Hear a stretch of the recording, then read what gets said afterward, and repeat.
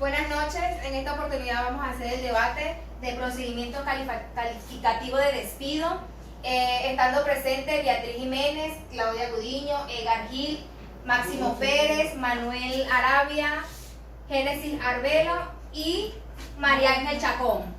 El procedimiento de despido justificado y justificado está establecido en el artículo 77 de la LOC, en lo que dice que el despido justificativo es cuando el trabajador y trabajadora ha incurrido en lo previsto en este artículo, y el no justificativo es cuando se realiza que el trabajador o trabajadora haya incurrido en alguna causal que está establecida dentro de la ley. Se dice también que el despido puede ser por muerte del trabajador o del patrono, y fuera de mayor de la causa fortuita, y en formas esto es lo que extingue la relación del trabajador y el patrono. Puede ser por retiro también, pero esto está establecido dentro de la misma ley, y determinación por voluntad común de las partes. Ajá, causas justificadas del retiro. Yo, Génesis Arbelo, hablando. Causas justificadas de retiro. Según el artículo 79 de la ley orgánica de trabajador y trabajador, tenemos lo que es la falta de probidad. La falta de probidad no es más que la vinculación entre la honradez y la integridad del ser humano. También tenemos lo que es cualquier acto que constituya la falta de grave a las obligaciones que impone la relación del trabajo. Las obligaciones que impone el patrón al trabajador. Tenemos lo que es la injuria o falta grave al respeto y consideración debido a los trabajadores y trabajadoras, a los miembros de su familia. Tenemos cualquier acto inmoral o ofensa del trabajador y trabajadora a miembros de su familia, a él o a ella. Estas son las vías de hecho en cuanto a la cuestión de las causas justificativas de retiro, y las omisiones o imprudencias que afecten gravemente a la salud o seguridad del trabajador. Tenemos lo que es la estabilidad laboral. Roosevelt Gudiño va a hablar sobre lo que es la estabilidad laboral de los trabajadores. Esta estabilidad laboral está establecida en la Constitución, en el artículo 89, y en nuestra ley orgánica, lo que es la LOC, en el artículo 85. No es más que la protección que te da el Estado al trabajador de que permanezca en su trabajo y que no sea removido injustificadamente. Esta ley, si sucede lo contrario, estamos hablando de dos estabilidades, lo que hablamos, estabilidad absoluta y estabilidad relativa. Cuando hablamos de estabilidad absoluta es el derecho que tiene el trabajador de ser incorporado a su trabajo, el cual fue despedido injustificadamente por el patrono sin ser nombrado por la Inspectoría de Trabajo. Cuando hablamos de la estabilidad relativa, es el derecho de una indemnización que tiene el trabajador por parte del patrono. También hablamos de quiénes son los funcionarios protegidos por la estabilidad laboral, según la LOC. Nos dice que los trabajadores en estado de gravidez, desde el inicio del embarazo hasta los 2 años después del parto, esas personas están protegidos por la ley como tal. Los trabajadores y trabajadoras contratados por un tiempo determinado, bien sea por un contrato, ellos están protegidos hasta que este contrato culmine. ¿Quiénes no son protegidos por la ley? Estos trabajadores de dirección, ellos no están protegidos por la ley. Bueno, continuando con el conversatorio, Máximo Pérez mi nombre, vamos a hablar sobre el procedimiento relacionado con los despidos justificados e injustificados. Ahora bien, cuando hablamos de despido justificado, está claramente establecido en el artículo 422 de la Ley Orgánica del Trabajador, Trabajador y las Trabajadoras, no es más que lo que nos dice, lo que nos señala allí, lo que nos indica este artículo, es el procedimiento, cómo se inicia el procedimiento de un despido justificado en este caso.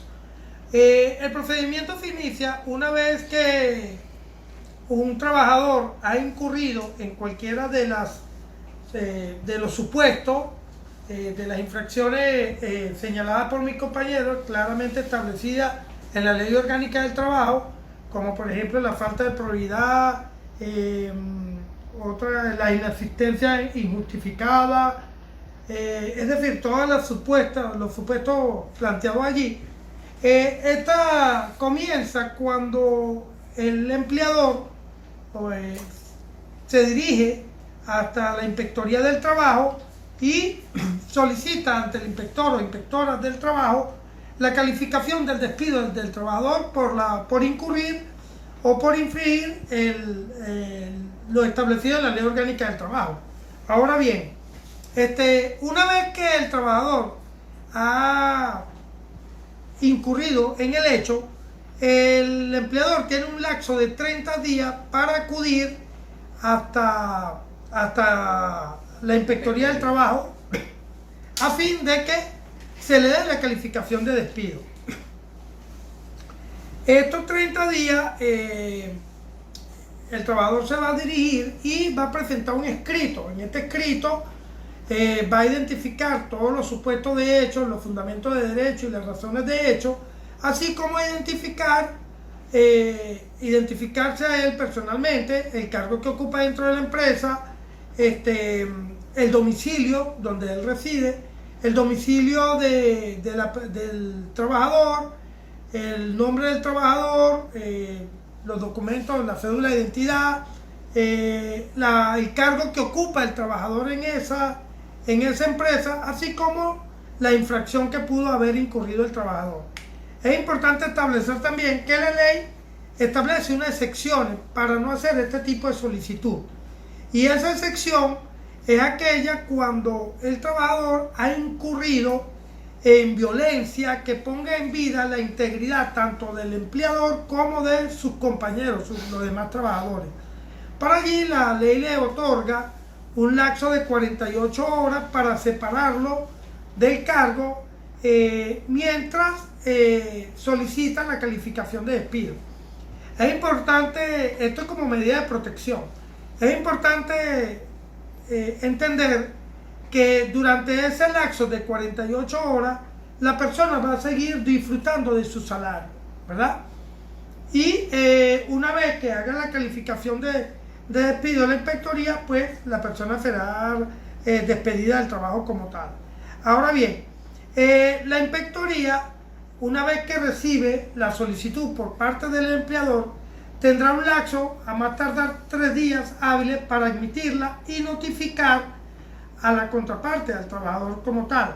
En esa notificación deberá indicarle de forma clara, precisa, cuál es la jurisdicción que le corresponde, la hora y fecha en que se va a celebrar esa comparecencia, a fin de que él logre contestar con sus argumentos y con sus alegatos la solicitud hecha por el empleador.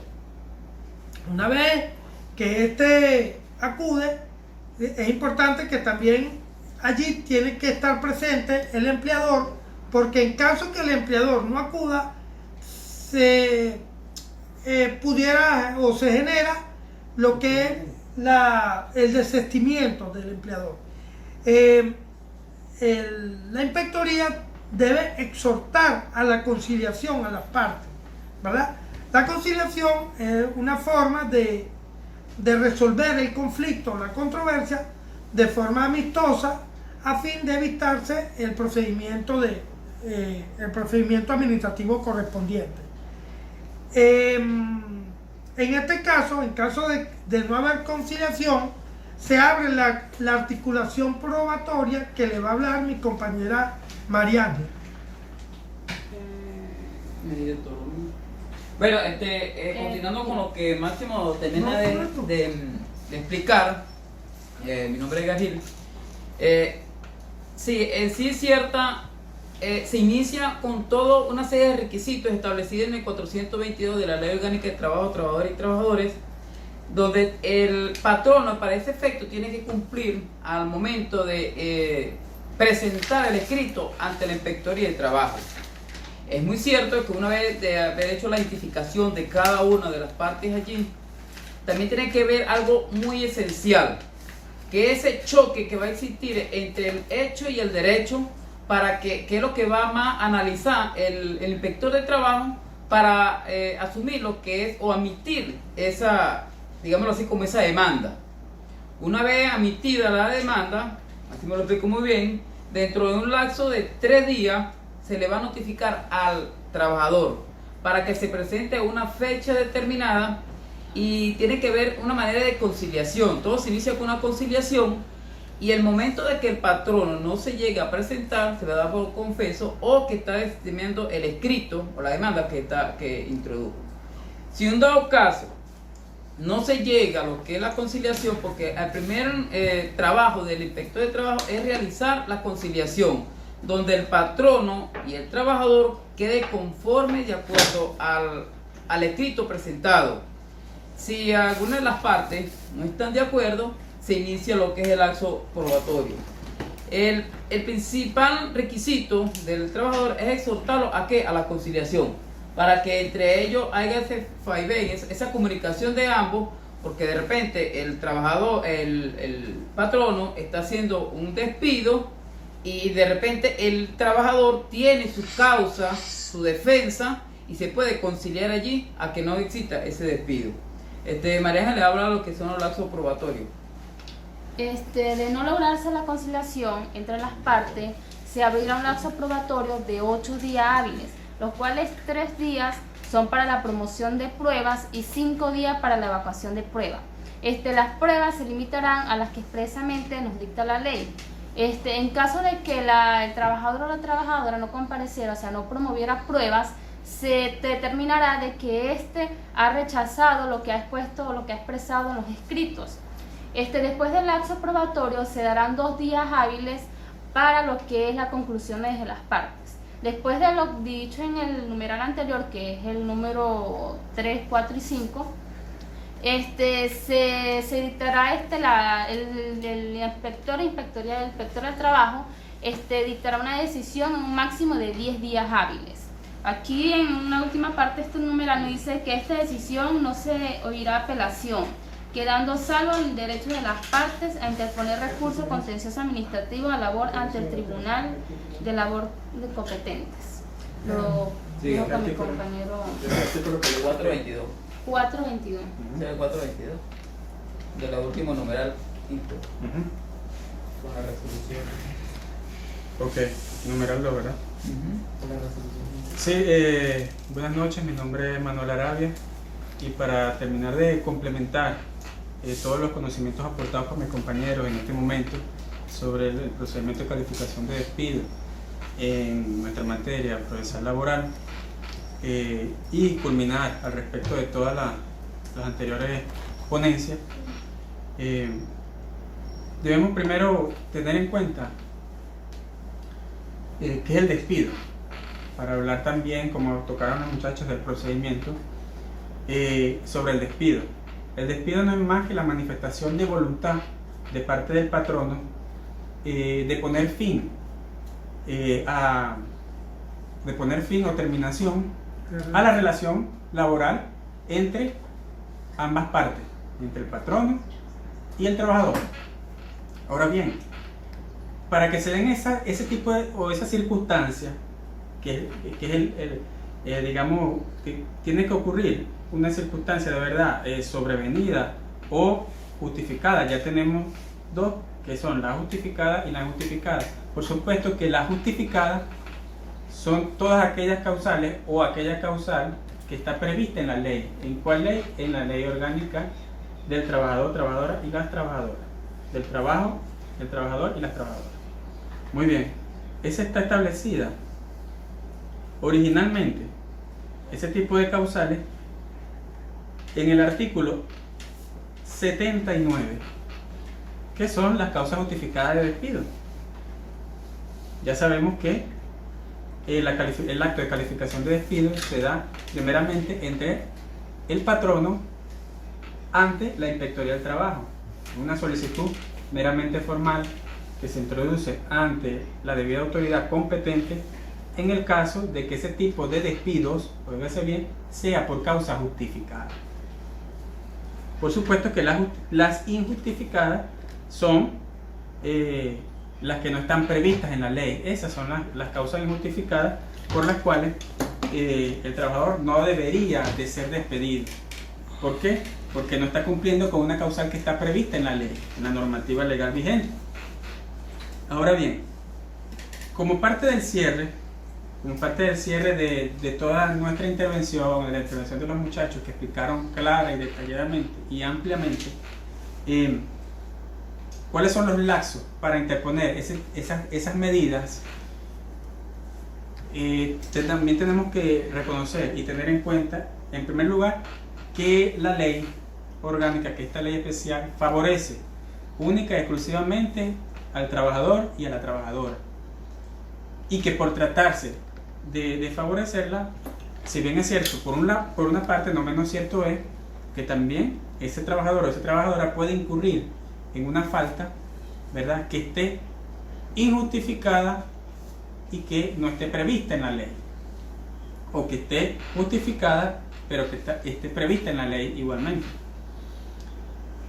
Ahora bien, ya agotado esos lapsos de modo administrativo que se puede dar en primer lugar en sede administrativa por parte de la Inspectoría del Trabajo en la causa del calificativo de despido que interpone el patrono, por supuesto de que cuál es el deber de la autoridad competente en ese aspecto, es excitar, como lo han venido aportando mis compañeros, y para yo en este caso dar un poco más de expandir más esos conocimientos, es de excitar a las partes, como bien lo han repetido, excitar a las partes, a ambas partes, a un acto conciliatorio.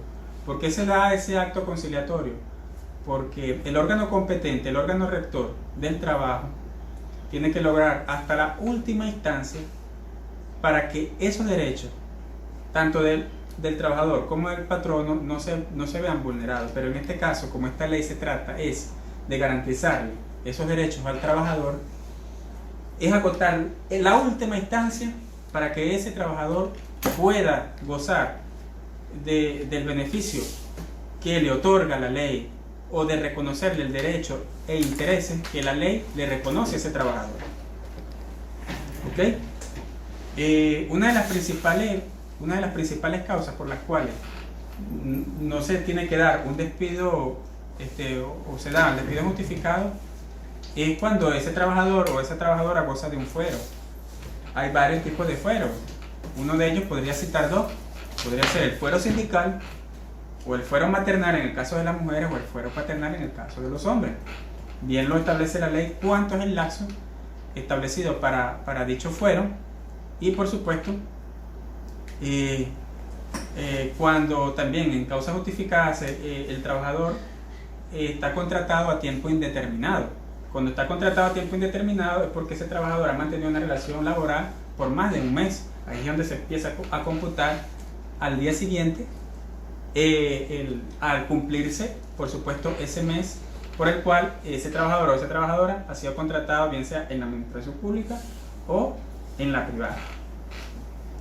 Y como ya hemos tocado fuertemente o ampliamente ese tipo de detalles, ese tipo de temas, también quiero dejar en claro de que una vez que se da el acto conciliatorio, o se puede dar el acto conciliatorio, si el patrono en ese sentido no asiste a ese acto conciliatorio, por supuesto de que la solicitud por parte del patrono, por supuesto que queda desestimada.